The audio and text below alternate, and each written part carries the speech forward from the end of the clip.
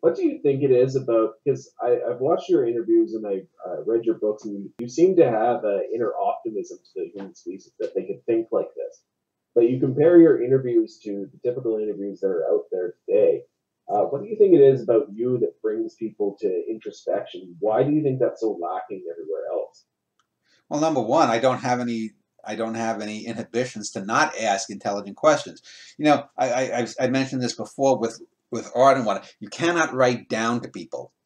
This idea of quote unquote being demotic, meaning writing shit and thinking that art is crap, is ridiculous. You have to assume that you have an intelligent audience, even if only 1 or 2% of the people are actually really intelligent, because the reality is, and I've told this to Jessica in this latest interview I did yesterday with Lee McCloskey, uh, most people aren't going to get it.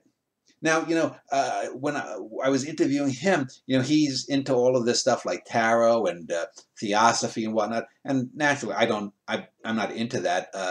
To me, these are just more systems of belief, like any religion or any philosophy, where people get these cultic ideas about things. But the refreshing thing was he's not someone who's an evangelist. He was basically saying, this is what I believe, and if you believe something different, fine. You go to your garden, as he said. I'll go to mine. But most people aren't like that, and you have to. I even mentioned to him that when I interview people, uh, if I were say being interviewed by someone else along with some of these people that I'm interviewing, and we were debating art, philosophy, science, politics, sex, religion, whatever it might be, uh, I would take a totally different view. If I was being interviewed with Lee McCloskey talking about theosophy or tarot or whatnot, I'd be much more dismissive of it, and I think rightly so. Uh, but that's not my job as an interviewer, is to bring this out of people. What makes this actor tick? So if you want to know what makes him tick, theosophy makes him tick.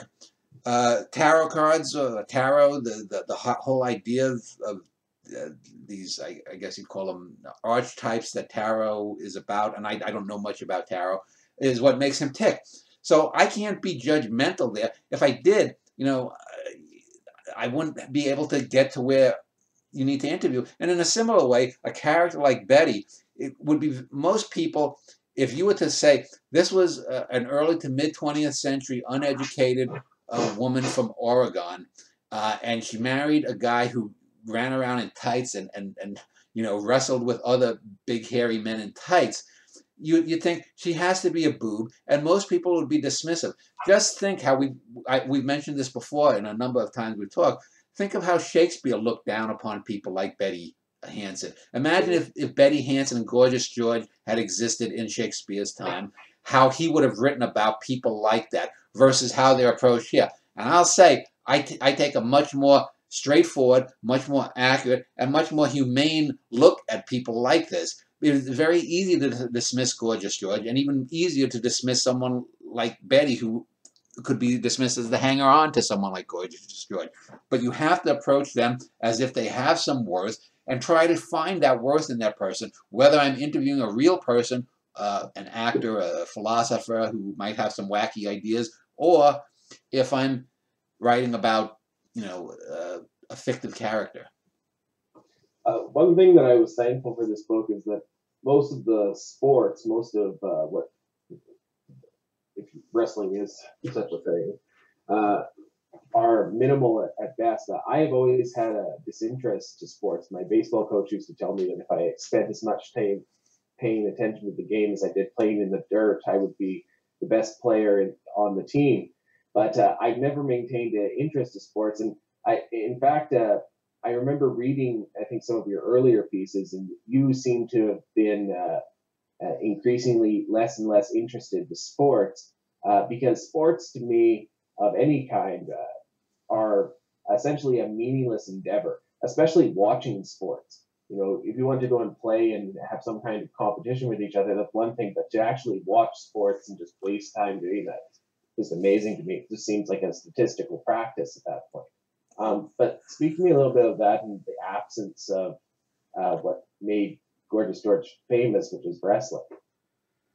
Well, I mean, as I've gotten older, yeah, I mean, if my teams from New York, if the New York Yankees win the World Series, I'd be happy, a little bit happier than if they don't. If the New York Giants won the Super Bowl, I'd be a little happier than if not. If the New York Knicks won the NBA title, I'd be a little bit happier since it's been almost 50 years since they won a title and they've been so bad for so many years.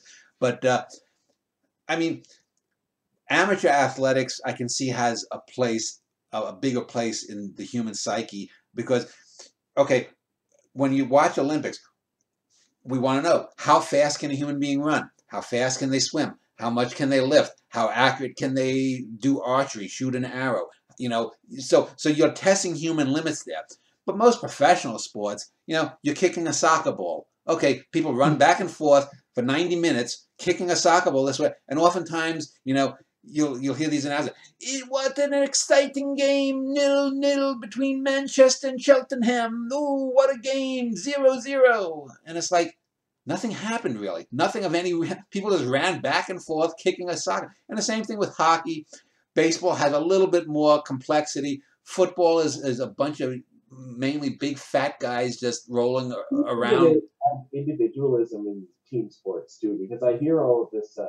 I grew up more with the Wayne Gretzky crowd hockey, and always I heard talk about and overpraising him to the hilt as the greatest hockey player in the history of humanity. And I always thought that team sports make individualism and individual goals less, because it's not as if you could pick Gretzky against the entire team and they'd wallop him. So